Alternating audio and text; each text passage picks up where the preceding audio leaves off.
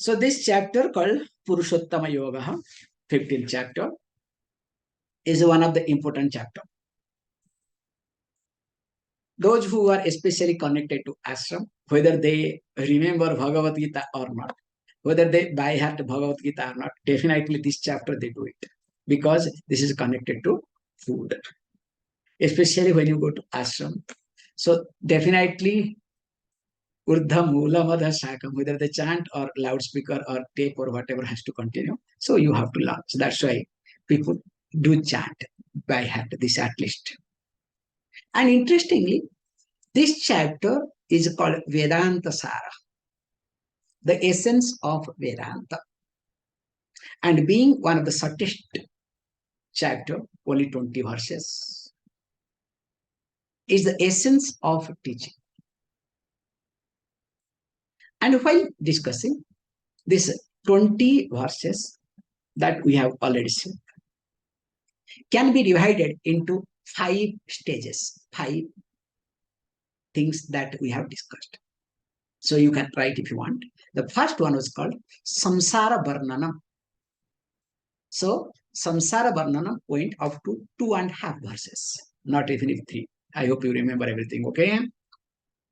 So Samsara Varnanam means that understanding the samsara, the description of samsara. So what is real samsara? That we'll see. Second one is called Moksha Sadhanani. Moksha Sadhanani. The means to achieve moksha. So that also we will see in details, especially 4 means. Then that went up to 2.5 verse to verse number 6. So let us say 3 to 6 you can say. The third one is called Brahmanaha Sarvatmakatvam. So Brahmanaha Sarvatmakatvam. That means Brahman is everything. So this description went from 7 to 15. Then comes Brahmanaha Purushottamatvam. So Brahman is Purushottama. That was from 16 to 18. So Brahmanaha Purushottamatvam, 16 to 18. Then the finally comes Brahma Jnana Phalam. The result, benefits of Brahma Jnana. That is 19 and 20. 2 verses. So with this background, first is the Samsara Varnanam. That was very important. As I ended with this last one, that fulfillment, that was the connection. First of all, we have to understand what is samsara. We have seen. So it explained through a people tree. So Lord Krishna borrowed this idea from both Kathopanishad and Mundaka Upanishad. So from this, he tried to explain very carefully how this samsara is a bruksha. So we have discussed around 10 points, the similarity between a bruksha and a samsara. And most important thing is that a bruksha, that which can be uprooted, that which can be cut. So bridge, to cut, the root itself explains. So also the samsara can be removed. Before that, one need to understand what is samsara. Samsara is nothing but mixture of pain and pleasure. So when the samsara is the mixture of pain and pleasure, I have 2 options. Either I have to accept both pain and pleasure, or I have to reject both pain and pleasure. Only I have 2 options. There is no third option. But the problem is we all struggle to accept some, to reject some. You understand? I want to accept pleasure I want to reject pain. And in fact, this accepting something, rejecting something is called samsara. Is it clear? In shortest way. Because it's not going to work. Either you accept or you reject, no problem. Because accepting pain and pleasure, you need lot of tolerance, patience, maturity. Because when you accept pleasure, easy. Along with the pleasure, pain comes. Like, especially starting with, to get married is not a joke. It's okay, it's a pleasurable thing. Somehow you get married. Then along with the marriage comes pain. To live with a man or woman is not a joke. You know better, those who are living. Okay. Then after that, to have a child is not a joke. Child also brings pleasure. Wow, calls me dad, calls me mom. I am proud, whatnot. But along with that, pain comes. It's not only pleasure, especially taking him, especially men, taking the child to the toilet is not a joke. This is my understanding, okay? You know better, okay? Your own problem. And same child grows to study or not to study is another pain. What to study, what not to study. And if you are in a modern society, oh, my son is already 20, not having a girlfriend. My daughter is already 20, not having a boyfriend. What is your problem? No, I feel something is wrong. You understand? Means you are doubting yourself, okay? Not the child. Anyway, that's another topic. So that is also a problem. Whether child will get married or not married, that's also another problem. If marriage problem, not marriage also problem. That means what? Pain and pleasure continues. Is it clear? So with pleasure, also pain comes. So you need to have that maturity to accept both. That's why Grihastha ashram is a beautiful ashram, supposed to get married, matured, okay? But when you are in Grihastha ashram, Swamiji, nothing like becoming a sannyasi. You are the best person. Once you come here, no, Swamiji, I was in a better place, okay? Let me go back, okay?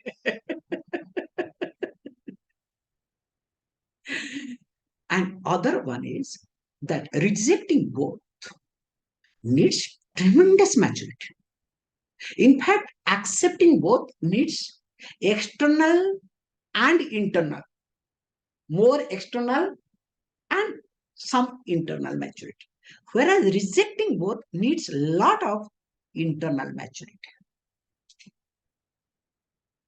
Because rejecting pain is easy, but rejecting pleasure is not a joke. So that needs a lot of maturity. So here is being highlighted through the samsara. Look, the understanding here is very clear that you need to what? This accepting or rejecting is the weakness of my mind. And when I have mental weakness, I want to strengthen me. So this mental weakness is called samsara. Is it clear? The mental weakness is called samsara. If mental weakness is samsara, so what is moksha? Strengthening my mental weakness. So here was being talked very carefully in the 2.5 verses in short. So that means moksha becomes freedom from mental weakness. So while discussing also how to strengthen this mental weakness, because before making free from this mental weakness, you need to strengthen. So how to do that? That's why moksha sadhanani were discussed in details. So these are the steps, these are the sadhanas, these are the means for moksha. So what are they? The first one is called vairagya. Second one was called sadgunas. Third one, saranagati. Fourth one was called atma vichara or shastra vichara. Don't look at me, okay? Because already we have discussed in details. We have spent enough of time on each topic, okay? In details we have gone through. So this Vairagya, the dispassion, Sadguna, the values, and Saranagati means completely surrender, not partial. Doesn't work. That's why prapatti, aham prapatti, saranam aham prapatti. So this Saranagati is very important in this. And finally, Atma Vichara, Shastra Vichara. So while discussing this thing, then comes that especially after this Brahmana, then comes, before going to this thing, tries to explain the Swarupa of Brahman, verse number 6. Natatra Surya Bhati na Chandra Tara Nema Vitito Bhanti Kutuya Magni. So while discussing this, tries to say what is Brahman. So once he talks, then try to explain from verse number 7 to 15 that Brahman is everything. In the form of Rasaha, in the form of Teja, starting from, in the form of Bhumi. So in and out, I am what? That. So while discussing this thing, now Brahman is everything. That means then tries to explain that Brahman here is a Purushottama, Nirguna Ityartha, Nirvikalpaka. So how is it? So tries to explain from verse number 16 to 18 through this Kshara, Yakshara and Purushottama. Vyakta Prapancha, Avyakta Prapancha, then finally comes the consciousness principle, Chetana Tattva. So this Kshara and Akshara, both Purushas comes under Achetana Tattva, whereas the Purushottama comes under Chetana Tattva. So that was being discussed carefully, clearly in the verse, from the verse number 16 to 18. And finally, 1920, that we also saw, that is called Brahma Jnana Phalam. So the benefit of this knowledge is that the person is not deluded. Asamudha. So that means the person's likes and dislikes, preferences does not take over. Because if my likes and dislikes or preferences takes over, it means that my weakness takes over. So if my weaknesses takes over, then what happens? Again, I am samsara. Because mental weakness is what? Samsara. So I try to overcome my weakness by strengthening me. All whatever you people do. For what? I want a better house. For what? So some Swami also, I want a better ashram. For what? So I can tell that I am a better Swami. You understand? Like, okay, I should not say, no, I should not get it, okay. So there is one Swami, but spend some money, but Mahamandaleswara post. And of course, there are jokers, especially in many places. They use Mahamandaleswara without anything. That's another category. And some people pay Mahamandaleswara, especially in Kumbh Mela time. Some people also, so one person paid, I know him very well, paid Jagadguru post. But it works, okay? Sub works. So remember, these are what called samsara. So outwardly you are great. When you come, there is umbrella, there are people and all these things. And especially once you become Mahamadaleswara, it's not a joke. Suppose a Mahamadaleswara goes to ashram, any ashram. So they have to maintain certain protocols. And of course, Dakshina time you cannot think of. Dakshina has to be big Dakshina. So all these things are there. But it is externally. What is happening internally? We are talking about that. When it happens to sannyasi, same thing also Grihastha goes through much more complicated life. So whole life the person works to strengthen the ego. So more I strengthen the ego through different means, the more I become weak. I become slave to my mind. So that's why whole process is not to make my mind stronger and becoming slave to my mind. That's why I am not asamudha. One has to be very clear and careful. This is the whole game here, ritual, nothing else.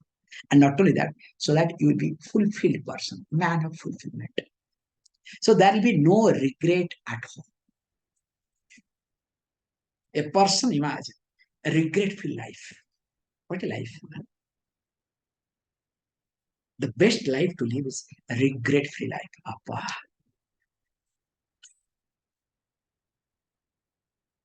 There is no regret at all. That happens. With this, the 15th chapter is completed, Purushottam. And 16th chapter is very interesting. That we will see tomorrow onwards. Please. Om Purnamadaha Purnamidan Purnamudachyate Purnasya Purnamada Purnameva Shishyate Shanti.